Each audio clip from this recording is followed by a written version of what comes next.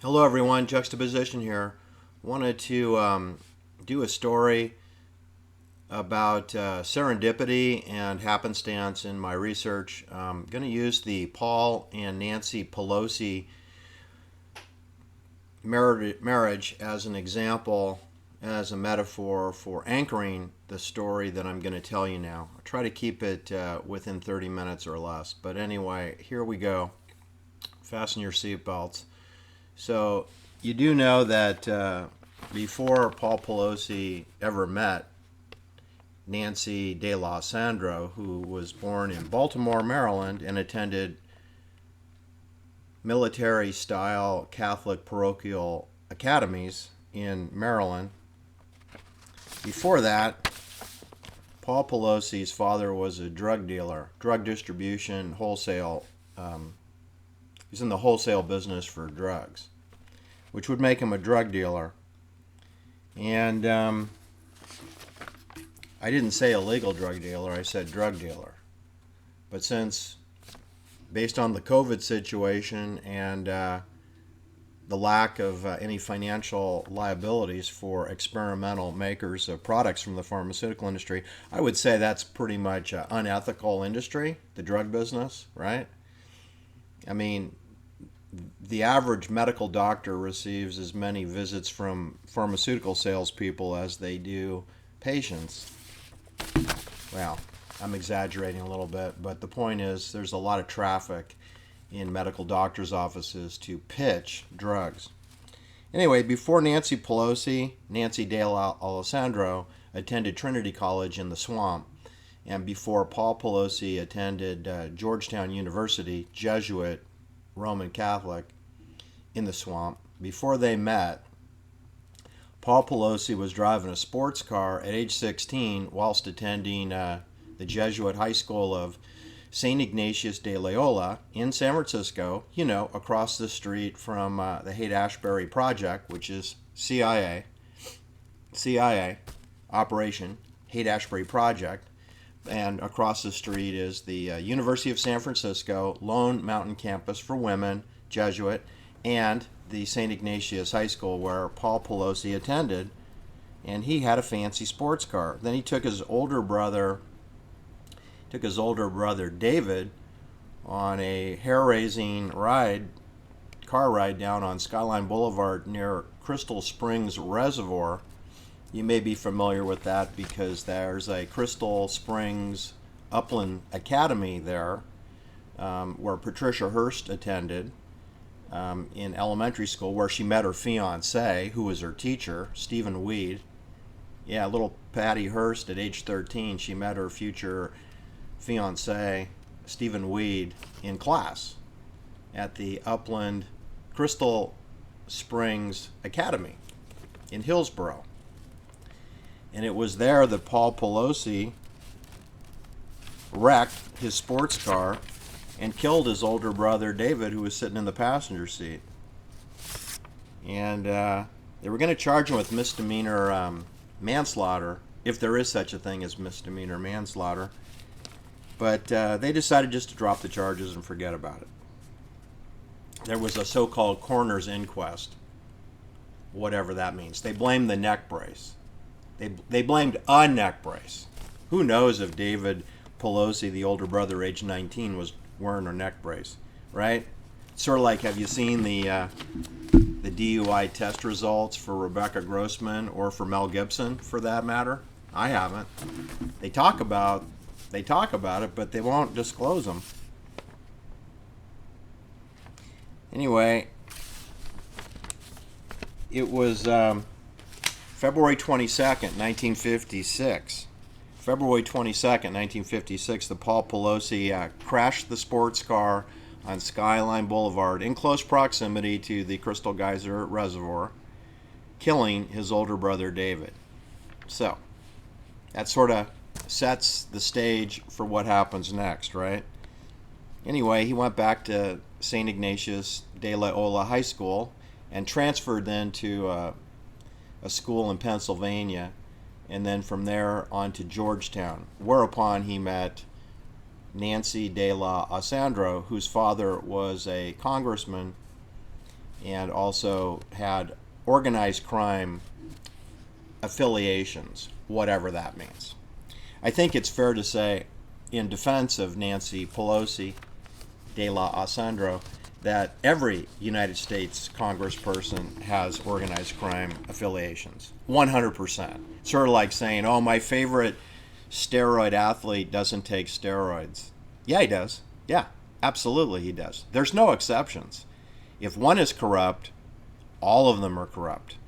That solves your whistleblowing problems. Not to mention it's just part of the oath of obedience, and you can't participate unless you go with the flow. That's what it's all about. So then Nancy Pelosi marries, or Nancy de la Alessandro marries Paul Pelosi, and they move to New York so that Paul Pelosi can get a master's degree in finance, an MBA from New York University, NYU. And they begin having children. They have 5 children.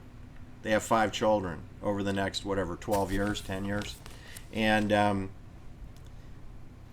around the time that we had the Sharon Tate, Abigail Folger, Lena LaBianca, NATO, Operation Gladio murders happen, before that, Nancy and Paul Pelosi, I guess somebody tapped them on the shoulder and said, why don't you move back to San Francisco in the case of Paul Pelosi? He's very familiar with that Haight-Ashbury neighborhood since he went to high school there, right? Near Sharon Meadow, which is named after a banker. And now Paul Pelosi is armed with a MBA, finance. So he's ready to do private banking, which is what he becomes. And they move back in 1969 with the youngest child, Paul Pelosi Jr., who I believe was about 4 years old at the time, in 1969. And there they are in Pacific Heights, which is about a mile away from the Haight-Ashbury project and the Haight-Ashbury Free Medical Clinic. The Pelosis are atop a hill adjacent to the Army Presidio base with Letterman Hospital and the Letterman Bioweapons Laboratory, and Sharon Tate's father is residing there as well in the Army base. And then we have this bayonet attack, which the media never uses the word bayonet, even though it's a bayonet attack. You're talking about a grand total, if you take the LaBianca bayonet attacks, which is a grand total of 51 bayonet strikes, and the Sharon Tate, Abigail Folger, Tom Coomer, and Wojtek Frykowski, that's 102 bayonet strikes. Add those two numbers together and you'll be at 153 bayonet strikes. Then Stephen Parent, who was trying to flee the property, except the front gate electronic mechanism had been disabled, so he was unable to get that gate open. He's going to have to take a run at the gate. And whilst he's backing up the car to take a run at the gate, he was shot with M16 rifles in rapid fire, very quick, automatic, semi-automatic fire, 4 times with the rifles. And that's what was lights out for Stephen Parent. But he was struck in his left wrist with the the M7 bayonet, which I'm sure was attached to an M16 rifle. Anyway, so you add that on there, and now you're up to, 102 bayonet wounds, 1 inch to 6 inches deep on 4 victims. That's 102. Then the 51 bayonet strikes of the LaBiancas, so that takes you to 153. And then you got 1 wrist bayonet strike for Stephen Parent. So you're at 154 NATO M7 bayonet strikes on that property. All right, the media didn't mention that, so I am mentioning it. You should know that's when the Pelosi family was ensconced in Pacific Heights, right?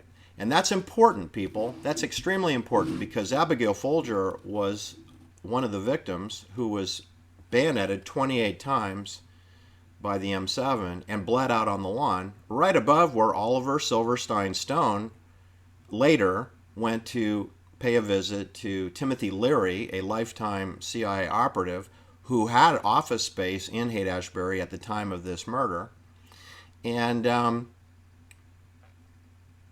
that's a cult ritual, right? That Oliver Stone is going over to give a get well card to Timothy Leary on March 17th, 1996 at 10106 Sunbrook Drive, right below the ice plant from where Abigail Folger was murdered Take you 45 seconds to go from where Oliver Silverstein Stone parked his car to where Abigail Folger's body bled out by the lawn drain, the irrigation drain there. I could do it in under 60 seconds. I could. Probably you could too. And that's without even rehearsing it. You could do it. That's how close it is. Tim Robbins also went over to visit with Susan Sarandon, so he's completely owned. Don't believe a single thing you hear out of anything that comes out of Timothy Leary or Oliver Stone or Tim Robbins or Susan Sarandon, because they're in a cult. They are in a cult. And so is Nancy and Paul Pelosi and Dianne Feinstein. They're in a cult also. And they're part of the Haight-Ashbury Project.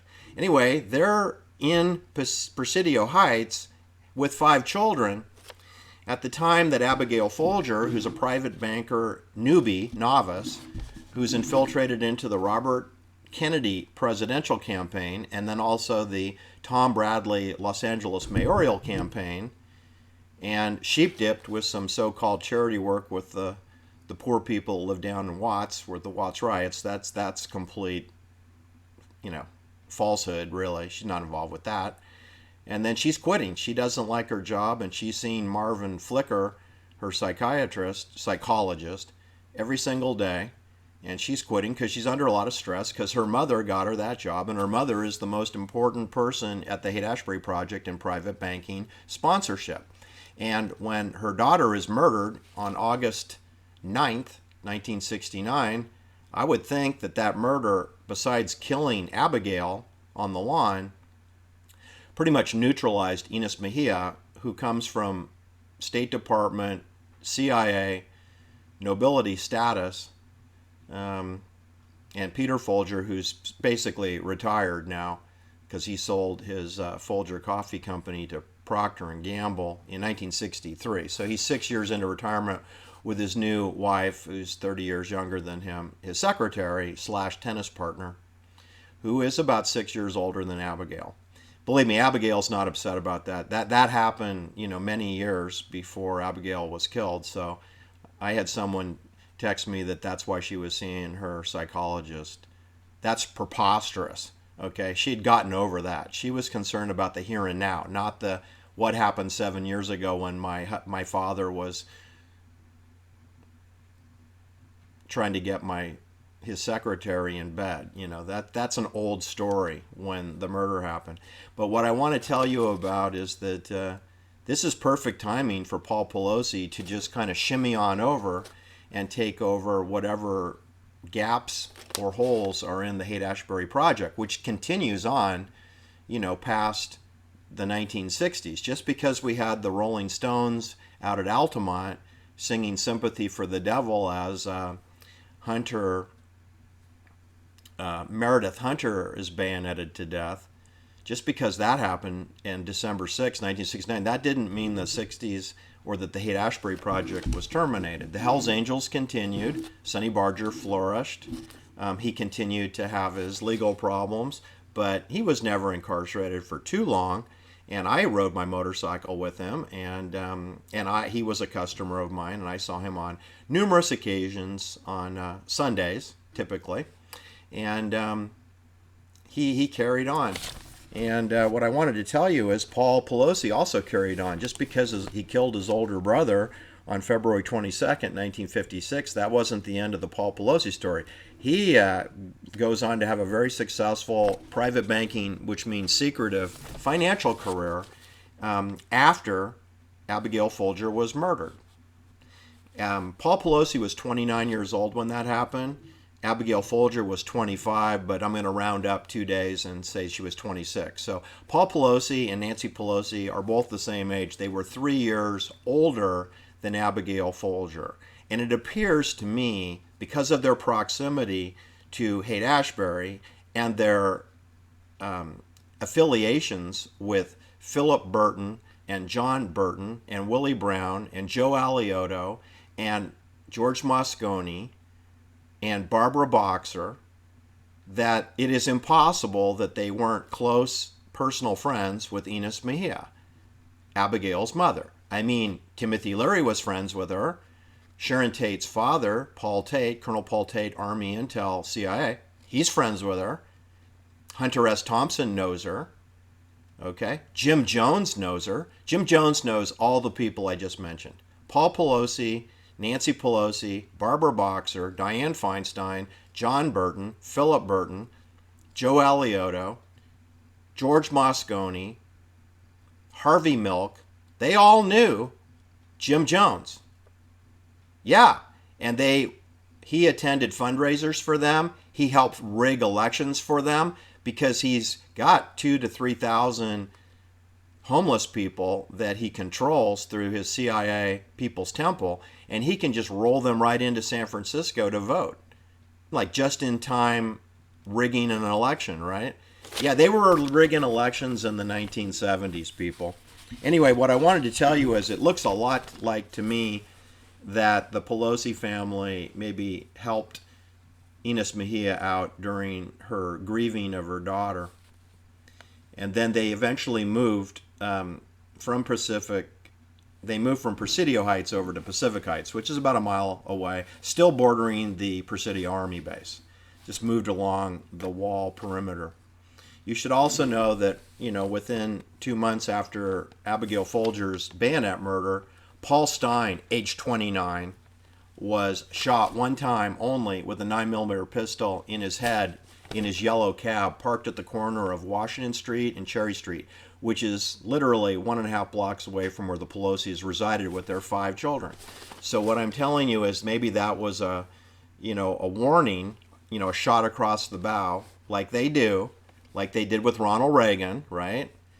First they had a pneumatic dart hit him and said John Hinckley shot him when it was probably a Secret Service agent that shot him. And then they murdered William Holden, who was the best man for Ronald Reagan. Just as soon as he's recovering from his assassination attempt, his best man gets whacked in the head with a baseball bat in Santa Monica in November. Can't give you an exact date because he was dead for like 3 to 5 days before he was found.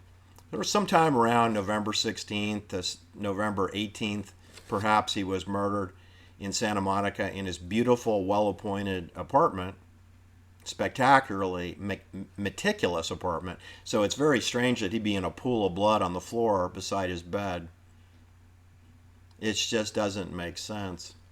Anyway, it's murder. It's murder most foul. But see, Ronald Reagan, that's 2 warnings across his bow.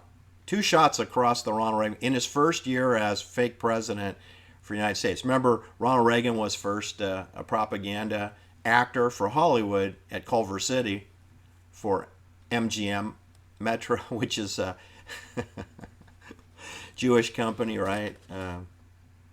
What is that kind of Metro Golden Mare or whatever it's called, Magum, as Dean Martin calls it. And there he is, and then he becomes the Screen Actors Guild president for 6 terms, six terms, and he becomes the corporate shill for General Electric, which of course is a big exhibitor for Disneyland. So of course then Art Linklater and Bob Cummings and Ronald Reagan become masters of ceremonies for the grand opening of Disneyland in July 1955. And then he goes on to become the fake governor of California. And we have the Sharon Tate murder, and they plant a gun that resembles a gun that Ronald Reagan used to use in his Western films in Hollywood. That's kind of a shot across Ronald Reagan's bow, wouldn't you say, that we can implicate you in the murder of the Wojtek Frykowski and Tom Coomer, Jay Sebring? Because they were all shot with a .22 caliber long rifle style, and Ronald Reagan's pistol could handle rifle style .22 calibers. Hey, so can an M16 rifle, by the way. But they don't want you to talk about M16 or the M7 bayonet because that's military. They'd rather have you talk about the governor of California's pistol, right? And I won't get into how that was introduced into the story. It's very much a planted thing. And by the way, you should know that Ronald Reagan's pistol was never proven to belong to him, nor was it matched up with the bullets pulled out of the bodies. There were 3 bodies that had bullets, and none of those bullets matched the fake Ronald Reagan pistol. So the whole thing was a media story and had nothing to do with who killed Sharon Tate. Nothing at all. But it consumed hours of speculation time, which is what cover stories are all about. Anyway, Paul Pelosi goes on to have this rather mysterious career. He ends up buying 2 professional football teams also, when they had that NFL strike. They were tier 2 teams. And you think, why would rich people like Steve Ballmer want to buy the Los Angeles Clippers? Or why would Paul Allen, who owns most of the property above the Sharon Tate murder scene, Paul Allen's trust owns most of the property in Benedict Canyon above the Sharon Tate murder scene. Why would he want to buy the Portland Trail Blazers? Why would he care about sports? And the answer is because I don't think they do. I think they're told to, because that's not their money. That money belongs to the bank. There are no billionaires in this world. There are fake billionaires. There are no presidents in this world. There's fake presidents. There are no governors in this world. They're fake. Ron DeSantis is a fake governor. Gavin Newsom is a fake governor of California. Ron DeSantis works for the Office of Judge Advocate, Navy, Office of Navy Intelligence. He works for the CIA. He doesn't work for you. He doesn't work for you.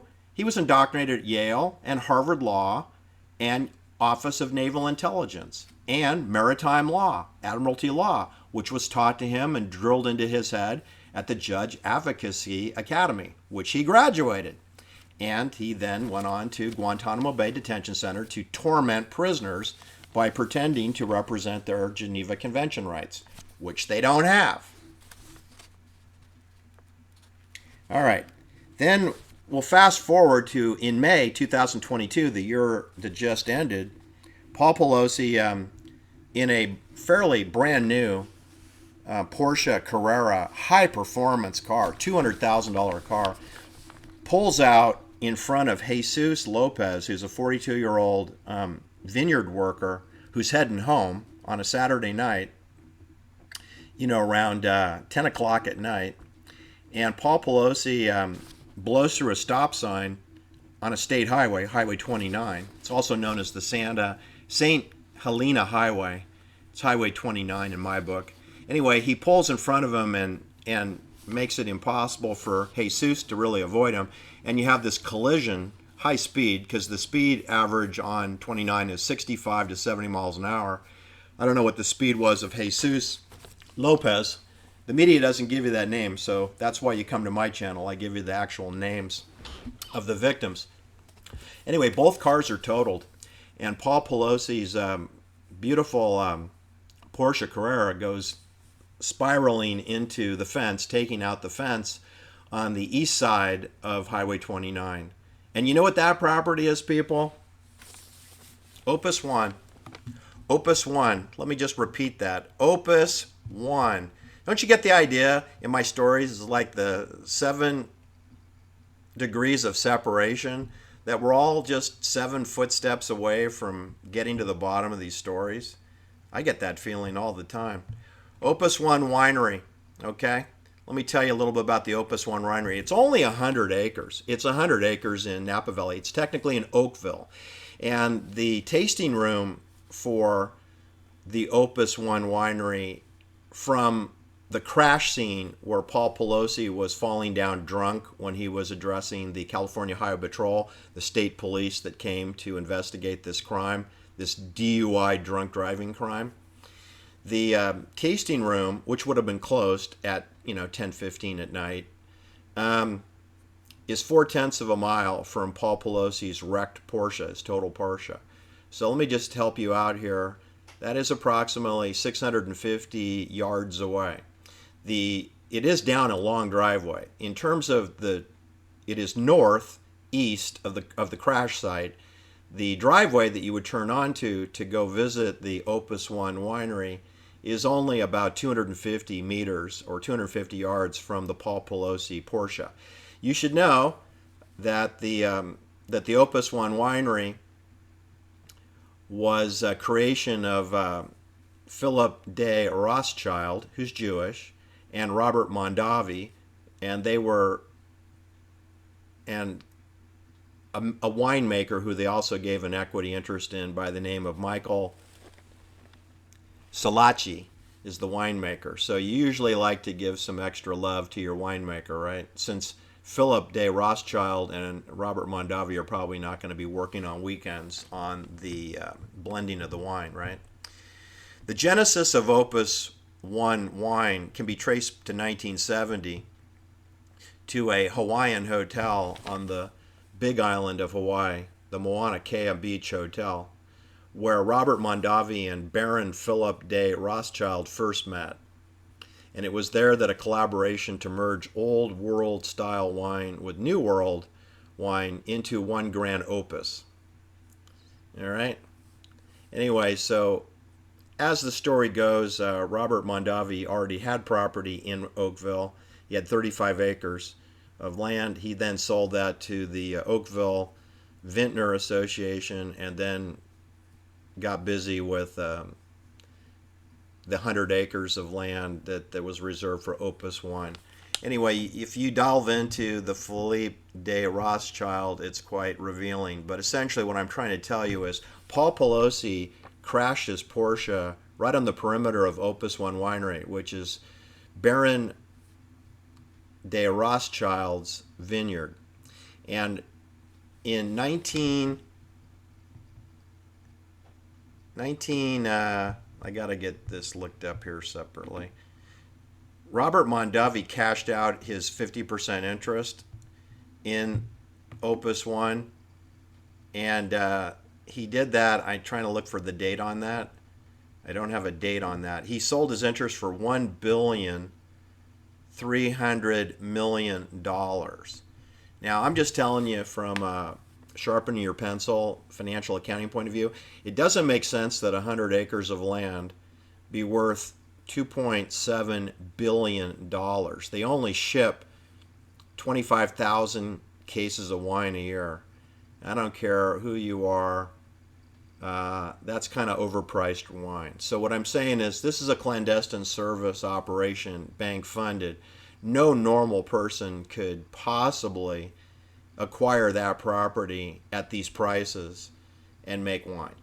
So, I think when you're dealing with the Rothschilds and you're dealing with he comes from a banking cartel, the Rothschilds, which will take you to central bank digital currency if you delve into it far enough, the evil Masonic eye, you will find that this is kind of what I would consider to be a fake winery. I mean, it's a real winery. They really produce wine there. But the prices are so obscene and preposterous that there's other things going on there. And I think it's a window we can look through that when Paul Pelosi, a private banker who's falling down drunk back in May, I think it was, don't have the date, May 25th or something, 2022. The media has not told us where Paul Pelosi was coming, if he was coming from the Carmelite Mission Inn, the Carmelite Retreat, or if he was coming at one of the several private residences along Walnut Avenue, or if he was, who was in his car with him, because he appeared to have a passenger. And we haven't heard any updates on the infamous Styrofoam hammer attack that he suffered several months later when he supposedly is on probation with the Napa County Sheriff's Department. And we don't have any reports from the Napa County, Sheriff's Probation Department. So we have no updates on Paul Pelosi, except you can come to my channel. I can tell you that the home at 2640 Broadway, where this infamous hammer attack happened, the Pelosi's don't live there. That's not their residence. So it's a fake address. They live on Pacific Avenue, which is a block up the hill at the tippy top. And they have a view of Belvedere, Tiburon, Sausalito, the Golden Gate Bridge, and Alcatraz, which is where they belong. The house where the hammer attack happened has no view. It's blocked by its neighbor's house. So there is no way that the Speaker of the House, who was made by Philip Burton dying, had Philip Burton not died at age 54, died at a very young age. Philip Burton died at a young age. And that catapulted Nancy Pelosi into becoming a House of Representative.